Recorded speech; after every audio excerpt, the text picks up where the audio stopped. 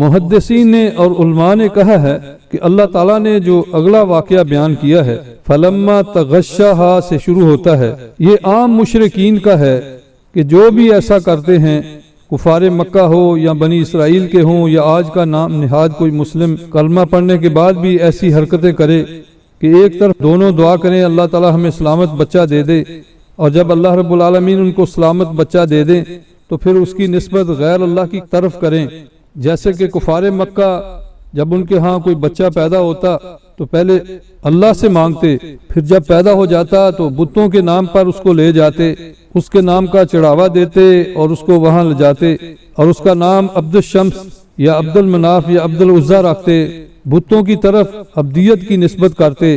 یہ ہے واقعات جو اس کے ساتھ ریلیٹڈ ہے۔ یا آج کا ایک کلمہ گو اپنے بچوں کا نام پہلے اللہ سے مانگتے ہیں دونوں، جب اللہ سلامت بچہ دے دیتا ہے تو اس کا نام امام بخش رکھتے ہیں، بندہ علی رکھتے ہیں، بندہ حسن رکھتے ہیں، پیرا دتا حسن بخش، اس قسم کے شرکیہ نام رکھ لیتے ہیں۔ اس آیت کے اندر بہت سے اشارے ملتے ہیں کہ یہ عام مشرکین کا واقعہ ہے۔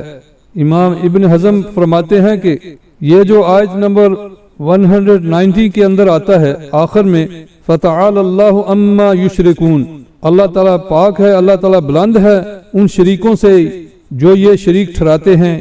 یشرکون جمع کا صیغہ ہے، اگر آدم اور حوا کے متعلق یہ آیت ہوتی تو یہاں یشرکان ہوتا، تو اللہ تعالیٰ نے یہاں بھی اور اگلی آیت میں بھی یہ فرما دیا ایشرکون ما لا یخلق شیء وهم یخلقون، کیا وہ ایسی چیزوں کو شریک ٹھہراتے ہیں جن کا کسی چیز کو پیدا کرنا تو درکنار وہ تو خود پیدا کیے گئے ہیں۔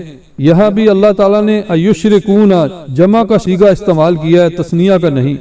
مجھے امید ہے کہ آپ سارا واقعہ سمجھ گئے ہوں گے اور آج سے توبہ کریں اس واقعے سے اور دوسروں کو بھی بتائیں کہ یہ بہت بڑا بہتان ہے جو اللہ کے نبی اور ان کی بیوی پر لگا۔ ادریس علیہ السلام آدم علیہ السلام کے بعد پیدا ہوئے، نوح علیہ السلام سے پہلے، ان کے متعلق کچھ غلط فہمیاں بنی اسرائیل نے ڈالی ہوئی ہیں۔ سورۃ مریم 56 اور 57 میں ان کا ذکر ہے۔ وَاذْكُرْ فِي الْكِتَابِ إِدْرِيسَ إِنَّهُ كَانَ صِدِّيقًا نَبِيًّا، اور یاد کرو کتاب میں ادریس علیہ السلام کے متعلق، بے شک وہ تھے سچے نبی۔ وَرَفَعْنَاهُ مَكَانًا عَلِيًّا، اور ہم نے انہیں بلند مقام پر اٹھا لیا۔ ان کے متعلق یہ واقعہ بیان کرتے ہیں اسرائیل والے، ادریس علیہ السلام کی دوستی ملک الموت سے ہو گئی۔ ایک دن وہ کہنے لگے کہ آپ کیسے روح نکالتے ہیں، مجھے ذرا دکھائیے۔ کہنے لگے کہ میں ایسے روح نکالتا ہوں، ان کی روح نکل گئی۔ پھر آپ آسمان پر کیسے لے جاتے ہو؟ پھر آسمان پر لے گئے۔ پھر اسی طرح ان کو جنت میں کہنے لگے تھوڑی سی سیر کرائیے، جنت میں لے گئے۔ پھر کہنے لگے آپ واپس آئیں، ابھی تو آپ نے زندہ رہنا ہے۔ کہنے لگے اللہ کا کیا وعدہ ہے موت کے بعد آسمان پر جانا، پھر جنت میں جو چلا جائے واپس نہیں آ سکتا، لہٰذا میں جنت میں آ گیا ہوں، اب میں واپس نہیں نکل سکتا۔ تو گویا کہ نعوذ باللہ انہوں نے دھوکہ کیا فرشتے کے ساتھ اور اس طرح وہ جنت میں چلے گئے۔ تو یہ بالکل جھوٹا واقعہ ہے، اس پر ہرگز ایمان نہ لائیں۔ اللہ نے جو ان کو مکان العلیہ بیان کیا ہے، تو ایک تو نبوت سب سے بڑا مقام ہے، دوسرا معراج کی رات بخاری کی صحیح میں آتا ہے کہ نبی صلی اللہ علیہ وسلم نے ان کو چوتھے آسمان پر دیکھا۔ نوح علیہ السلام کے متعلق بنی اسرائیل والے بدتمیزی سے کہتے ہیں کہ انہوں نے نعوذ باللہ شراب پی۔ ابراہیم علیہ السلام کے متعلق بھی بہت سے واقعات مشہور کیے ہوئے ہیں۔ ان میں سے ایک واقعہ یہ ہے کہ ایک دفعہ کوئی شخص آیا، وہ کہنے لگا کہ مجھے کچھ کھانا دیجئے، تو آپ نے اس کو پوچھا کہ تم ایماندار ہو؟ تو وہ کہنے لگا نہیں میں تو یہ مانتا ہوں، یعنی مشرک تھا۔ تو انہوں نے کہا میں تم کو کھانا نہیں دوں گا۔ تو ان کو اللہ کی طرف سے ڈانٹ آئی کہ 80 سال ہو گئے، یعنی 80 سال کا بوڑھا تھا، کافر ہو کر میں نے ان کو کبھی بھوکا نہیں رکھا اور تم نے ایک دفعہ بھی اس کو کھانا نہیں دیا۔ تو اس پر انہوں نے توبہ کی۔ اس قسم کے اور بھی ان کی طرف جھوٹے واقعات مشہور ہیں۔ ایوب علیہ السلام کے متعلق یہ کہنا کہ ان کے جسم پر کیڑے پڑ گئے تھے، یہ بالکل جھوٹا واقعہ ہے۔ بیمار ضرور رہے ہیں اور بہت ہی صابر تھے، مگر یہ واقعہ بالکل غلط ہے۔ اللہ تعالیٰ کسی نبی کو ذلیل نہیں کرتے۔ استغفراللہ، ایسی بات ان کی طرف نسبت کرنا۔ موسیٰ علیہ السلام کے متعلق بہت سے واقعات ہیں، چند بیان کروں گا۔ ہمیشہ آپ علماء سے پوچھتے رہیں اور قرآن و سنت کو دیکھتے رہیں تاکہ انبیاء کے اوپر ایسے بہتان نہ باندھے جائیں۔ کہتے ہیں کہ ایک دن شیطان آیا انسانی شکل میں، کہنے لگا کیا شیطان کی آج بھی توبہ قبول ہو سکتی ہے؟ حضرت آپ کوہ طور پر جا رہے ہیں، اللہ تعالیٰ سے یہ پوچھنا۔ ایک طرف تو کہتے ہیں کہ اولیاء اللہ کو بھی غائب ہے، اور دوسری طرف موسیٰ علیہ السلام کو نہ پتا چلا کہ یہ شیطان ہے، اور کوہ طور پر کافی دفعہ کہہ رہے ہیں وہ جا رہے ہیں، کبھی واپس آ رہے ہیں۔ حالانکہ قرآن و سنت میں چند ہی واقعات ہیں جس سے ثابت ہے کہ وہ گئے ہیں۔ یہ کہتے ہیں کہ شیطان نے کہا کہ آپ اللہ تعالیٰ سے پوچھنا۔ جب موسیٰ علیہ السلام واپس آنے لگے تو آواز آئی کہ تم نے ایک کسی کا سوال پوچھنا تھا، تو کہنے لگے ہاں باری تعالیٰ مجھے اب یاد آ گیا۔ تو آواز آئی استغفراللہ، اللہ کی طرف نسبت کرتے ہوئے ڈر آتا ہے کہ آج بھی وہ اگر آدم علیہ السلام کی قبر کو سجدہ کر دے آج بھی اس کی توبہ قبول ہو سکتی ہے۔ واپس آئے تو ان کو کہنے لگے کہ اللہ تعالیٰ نے یہ کہا ہے، تو بغلے مارتا ہوا بھاگا اور کہنے لگا نہ میں کروں گا اور نہ کرنے دوں گا، نہ میں کروں گا نہ کرنے دوں گا۔ وہ لوگ جو آج کل کے کہتے ہیں قبروں کو سجدہ نہ کیا جائے، یہ ان کے طریقے پر چل رہے ہیں، گویا کہ یہ شیطان ہیں۔ تو اس قسم کی کہانیاں گڑھ کر موحدین کو بدنام کرتے ہیں، اللہ ان سے پناہ دے ہمیں۔ اسی طرح موسیٰ علیہ السلام ایک دفعہ اللہ تعالیٰ کے پاس گئے کوہ طور پر، تو پوچھا باری تعالیٰ مجھ سے بھی زیادہ آپ کو کسی سے محبت ہے؟ تو یہ واقعہ بالکل جھوٹ ہے۔ اللہ تعالیٰ نے کہا ہاں ایک قصائی ہے، وہ آپ سے بھی زیادہ مجھے پسند ہے۔ آپ سوچیں کہ تمام روح زمین کے مومنین اکٹھے ہو کر نبی کے برابر نہیں ہو سکتے، چاہے جائے کہ ایک آدمی جو کلیم اللہ سے بڑھ کر ہو، استغفراللہ، جن سے اللہ تعالیٰ کو اتنا پیار ہے، 136 مرتبہ ان کا نام قرآن مجید میں آیا ہے، اور وہ نبی ان سے کوئی افضل ہو اللہ تعالیٰ کو، یعنی ایک عام مسلم۔ تو کہتے ہیں وہ قصائی کے پاس گئے، جب وہ گوشت دے رہا تھا تو ایک ایک بوٹی جو ہے وہ چھپا کے نیچے پھینک دیتا تھا تولنے کے بعد۔ تو کہنے لگے یہ تو دھوکے باز بھی ہے۔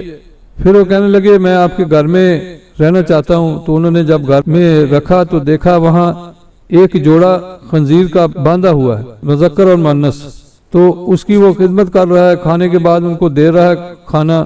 تو کہنے لگے کہ یہ کون ہے اور تم کون ہو؟ کہنے لگے کہ یہ میرے والدین ہیں، ان کے گناہوں کی وجہ سے ان کو اللہ نے خنزیر بنا دیا، اور میرے پاس اتنے پیسے نہیں ہوتے کہ میں ان کی خدمت کر سکوں، اس لیے میں تھوڑا تھوڑا وہاں سے رکھتا ہوں تاکہ ان کی خدمت کی جائے۔ پہلے تو یہاں چوری سکھائی ہے، چور انسان کلیم اللہ سے بھی بہتر ہے، استغفراللہ۔ اور دوسری بات ہے کہ نبی صلی اللہ علیہ وسلم کی صحیح مسلم میں حدیث ہے کہ جب بھی کسی قوم کے اوپر عذاب آیا تو اللہ تعالیٰ 3 دن کے بعد ان کو ختم کر دیتا تھا۔ اگر وہ ان کو اللہ نے بندر اور خنزیر بنایا 3 دن کے بعد وہ ختم ہو جاتے تھے، اور یہ واقعہ بڑے لوگ بیان کرتے ہیں۔ اسی طرح ایک شخص اللہ تعالیٰ کو کہہ رہا تھا کہ اے اللہ اگر آپ میرے پاس ہوں تو میں آپ کو کنگھی کروں، میں آپ کو مالش کروں آپ کے سر پر، میں یہ کروں وہ کروں۔ تو موسیٰ علیہ السلام نے اس کے چہرے پر تھپڑ مارا کہ اللہ کی تم گستاخی کر رہے ہو۔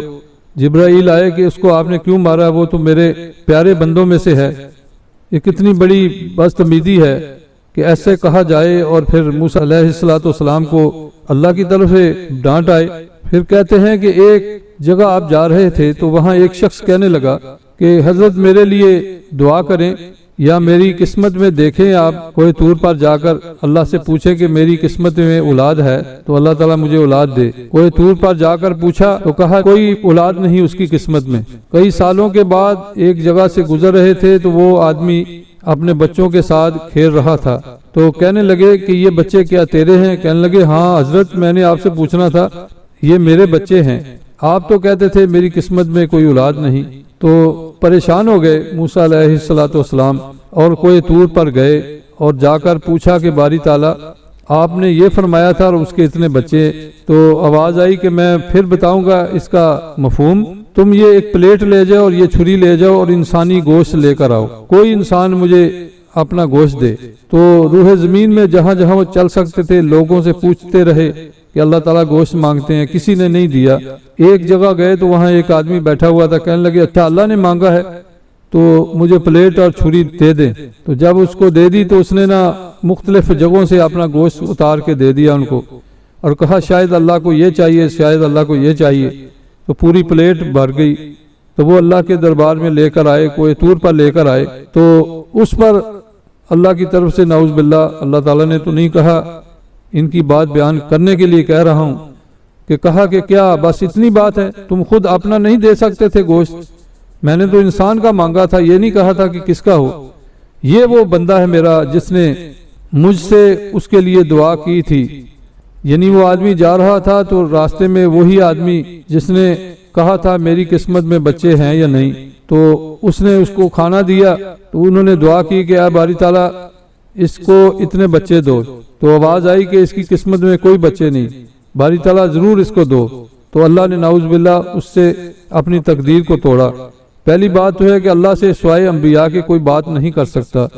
موسیٰ علیہ السلام کو کلیم اللہ اس لیے کہتے ہیں، انہوں نے اللہ تعالیٰ سے کوہ طور پر بات کی، اللہ تعالیٰ نے ان سے کلام کیا، تو اس نے کیسے کلام کر دیا؟ اور یہ آج کل اکثر ہی آپ سنیں گے، پھر اللہ تعالیٰ سے اس نے یہ کہا، آگے سے آواز آئی، گویا کہ یہ سارے کلیم اللہ بن گئے ہیں۔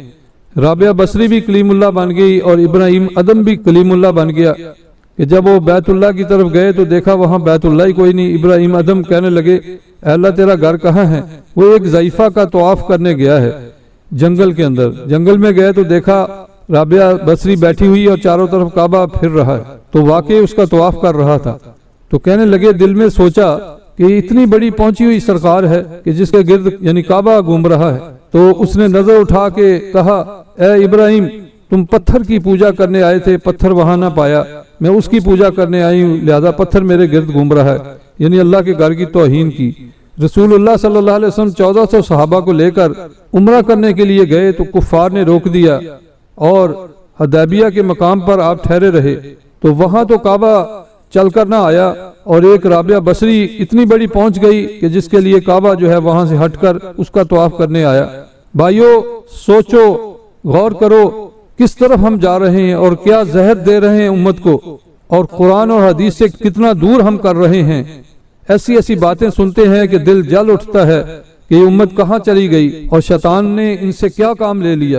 بھائیو یہ تو پھر بھی کچھ واقعات تھے، ایسے ایسے واقعات انبیاء کی طرف نسبت کی یہود و نصارہ اور آج کے مسلم سو کالڈ، جنہوں نے اپنی تفسیروں کے اندر یہ واقعات لکھ دیے کہ رونٹے کھڑے ہو جاتے ہیں